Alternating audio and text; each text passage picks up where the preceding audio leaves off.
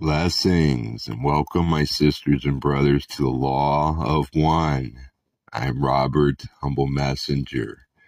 Today we will talk and ask QO about the book of Enoch and other channeled material. Greetings in the love and in the light of the one infinite creator. We are known to you as those of the principal quo. It is our privilege to share your meditation and to speak with you concerning questions having to do with the correctness or authority of various entities and written volumes. We begin by saying that we do not have any authority over you. We are prone to error. Our opinions, though offered because we feel them to be worthwhile considerations, do not constitute error-free information, but rather careful opinion of one who is on the positive or service to others path.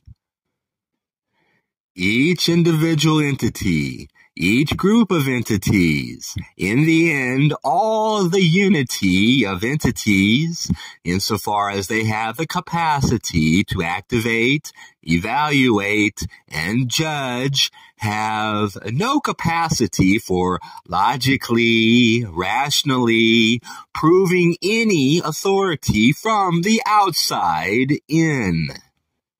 In our opinion, neither any entity's self, higher self, nor any teacher that still speaks or thinks or considers has knowledge of the mystery of the infinite creator.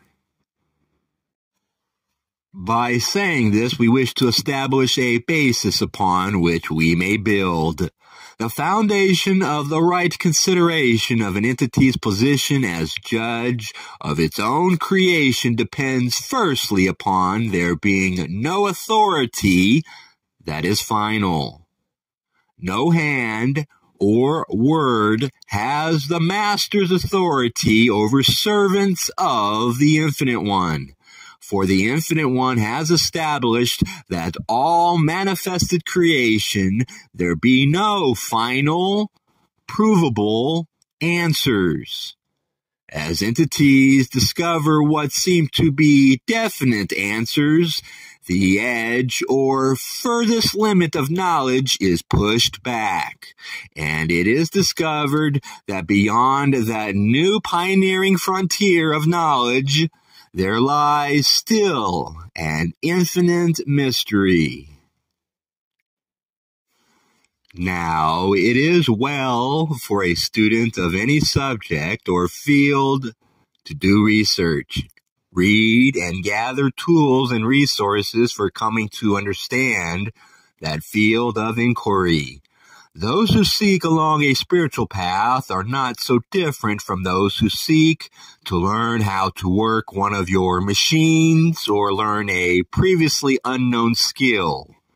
There is the studying, the processing of many facts into subjectively formed categories and organizations. And in the end, there is you with a more enlightened point of view concerning the field of inquiry which has been studied. We encourage those who hunger and are not yet filled by spiritual food to seek out experiences with entities, visible or invisible, and to read that which they consider helpful. All the information on each page of written work, each thought from a channeling source is to be enjoyed. However, this is not to say that all is simply to be accepted. Nor are we saying that if many things seem wrong about a source, there is no good in it. For even the most inaccurate contact, dealing with the most fear-driven subjects, are attempting to serve the one infinite creator. and those which listen to or read these perhaps wrong-headed thoughts may be offered much erroneously fearful information. Still, there is at least the gathering together for reasons of spiritual inquiry. And as this energy brings entities together to seek, so no matter how faulty the group may seem, there is the effect of help from each consciousness presence to each other, as all form a circle of seeking. There are several ways to consider how to form one's own opinions and value them. We might suggest that when information is being evaluated, the seekers stop to reflect as to which energy center or centers are being activated by this information. For instance, information which focuses upon matters of survival is driven by the instinctual energies of the red ray, all in the reflection, naturally, from the yellow ray physical existence. We speak of inner rays here rather than densities. If information is offered concerning the moving together of some who are different from others, or simply if there is information about groupings and joining or avoiding groups, it may be seen that there are many energies of the yellow ray. And if there is information concerning this or that Messiah or special chosen entity, then it must be left to the entity itself to evaluate whether the attraction of the Savior is resonating with the red, the orange, and or the yellow ray. All of this sort of information tends not to activate or enhance the healing powers of the open heart or green ray. It is within the more abstruse and abstract regions of theoretical considerations that the inspiration of words or thoughts might be offered which open the heart or the powers and the energies of communication. And it is with the student only that the indigo ray is activated by any material whatsoever. For work to be done in consciousness, the consciousness must have its attention upon doing the work. We might take a different tack in this matter of personal discrimination. Now, we are saying simply that each spiritual seeker, having its own universe, must and shall evaluate for itself all stimulus which comes into the sensory net of awareness.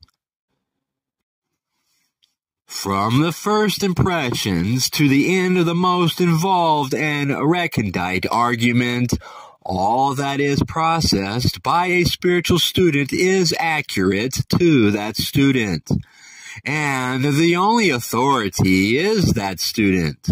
For the infinite creator itself, while offering constant love and support, does not wish to influence the experiences of any being. All beings are free to experience what and as each chooses. This is that which is the seeker's gift to the Infinite One. No outer authority may be considered, in our opinion, a satisfactory substitute for an individual's inwardly moved framework of opinion. So we encourage each student to think of itself as responsible in that the will of the infinite creator is that there be love. Each is love, and each experiences love. This is that which is the truth insofar as we know it. Putting this truth into manifestation is a task whose characteristic is polarity, or the apparent difference. Without this, there can be no manifestation, for love experienced as love is an eternal tautology when considered as a way of knowing, as opposed to the way we grasp beingness. So each of you is sovereign, the judge and jury of those things which come to each entity's attention. If that is accepted, then it can be seen that there is a certain desirable character or group of characteristics which may be attributed to a responsibly working spiritual student. The teacher known to you as Jesus the Christ spoke of this when it said to its students, to be wise as serpents and innocent as doves. The serpent is a symbol for wisdom, and it is wise in apparent manifestation also. The first sense is that of the symbol. The symbol of wisdom is expressed in your cultural myth by the gift of the serpent, which was making available the knowledge of good or evil. In other words, wisdom has to do with a personal ability to judge whether something is good to that person. This kind of decision is strictly personal. It cannot and should not be offered in dogmatic fashion for others. The other way in which the serpent is wise is that when an enemy or possible enemy comes into hearing or sensory range, the serpent removes itself cautiously. These both are good ways of being wise. When one considers the innocence of doves and asks how that can be applied to the judgment of information, we can only suggest that each entity knows of those individuals to whom all things are signs of disappointment, trouble, and doom, while others with the same basic situation find much to make merry about and much to give thanks and praise for. The innocence, the purity, the untouched nature of the open and loving green ray energy center, the open, loving, compassionate heart, can see beauty in almost any situation. For as it speaks to itself, it hears the outer world. We find that this is a good beginning upon this topic and invite further queries both now from this group and in the future from the one known as V. We hope that this transmission has been clear in why it refrains from offering opinions considering the validity of sources. Before we leave this topic, we would simply say that there is much of fear in any human experience. The physical vehicle is fragile, and it is known that it is mortal. Many of the fear-divine topics, which may be considered by many such as this instrument to have little effectual truth, have a truth in a larger or archetypical sense. For there is a wonderful urgency about this present moment, about this present cycle, about this present year, and so forth. These are the minutes, the last minutes of each of your incarnations.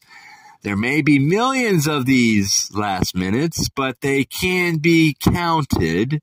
Thusly, there is a deep and natural capacity to fear. For one's worst fears, those of annihilation, stand starkly and without evidential answer before each seeker's life. At the end of that last minute of the incarnational experience, that consciousness that is the seeker goes through a door, and it closes behind that entity, leaving those who are still experiencing the illusion of third density to remain ignorant of that which occurs thereafter.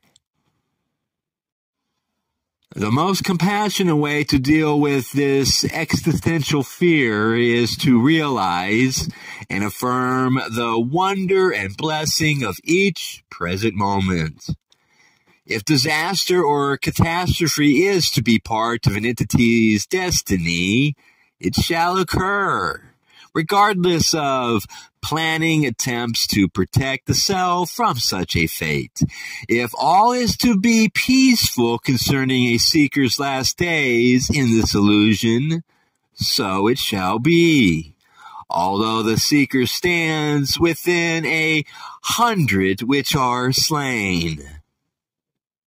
The attitude of gazing with a full and loving heart at whatever is occurring is the more compassionate and loving approach to the quandary of existence without answers.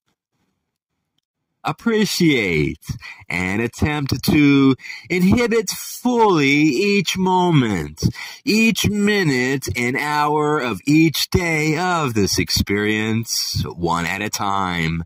And whatever the outer circumstances, the inner spiritual journey shall be as full of light and blessing as the experiencer can hold.